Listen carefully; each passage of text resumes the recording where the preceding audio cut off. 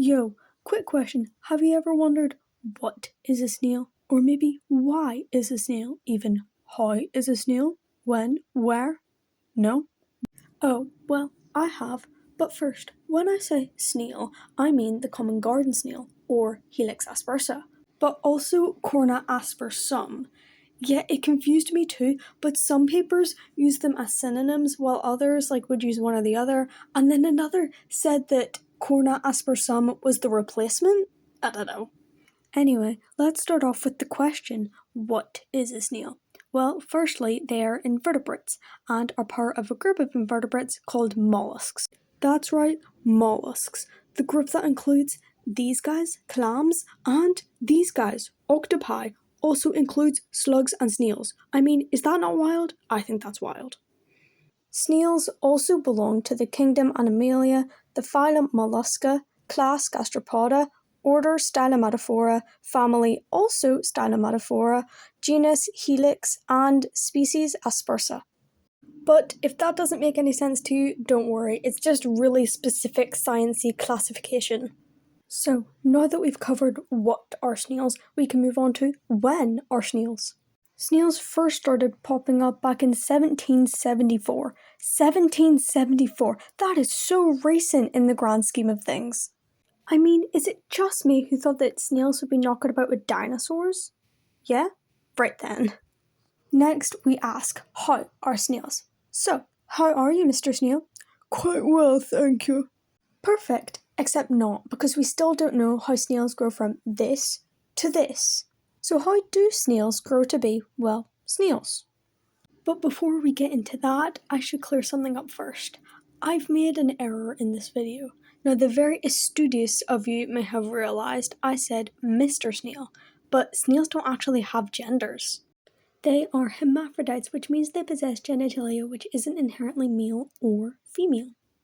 So, can they reproduce asexually? Yes. Do they always reproduce like this? No. You see, snails have this spike called love darts that help to transport hormones that prevent the other snail's body from killing the newly introduced sperm. And they both do this because, well, neither wants to carry the eggs. And love darts can sometimes be up to a fifth of the length of the whole body of the snail. Then, during the mating or courtship, it is like a fight to see who can get the other pregnant first, which normally comes down to who got the better shot. But sometimes both snails can walk away pregnant. A pregnant snail can lay from 30 to 100 eggs at a time. Once the eggs hatch, we enter the juvenile stage, when snails emerge with very soft shells and are most vulnerable.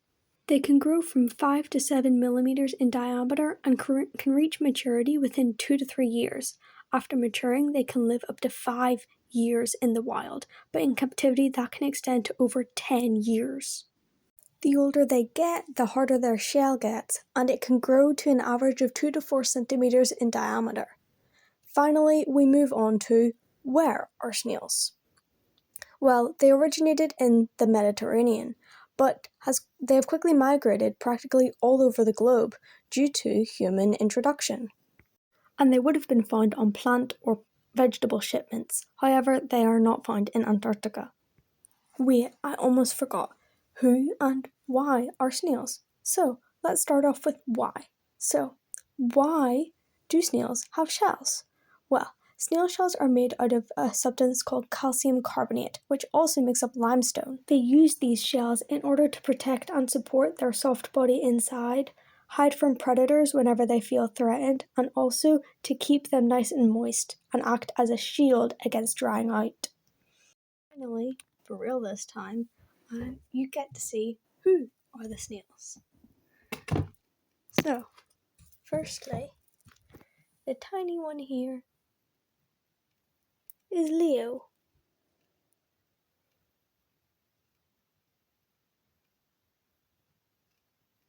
And that big guy there is Raph. And here are all the snail shells I've picked up. Unfortunately, all good things must come to an end. But that isn't even half of all the information I know about snails. So, if you want a part 2, please do leave it in the comments. And if you enjoyed, remember to like and subscribe. This is my first time trying a video format sort of like this, so any pointers or tips or whatever for editing and whatnot would very, very much be appreciated. And thank you very, very much for watching this video. Again, if you have any suggestions for any animals I want to do next or another snail video, please do leave them in the comments, and I hope you enjoy this speed draw of the thing of the video. And with that, I'll catch you later.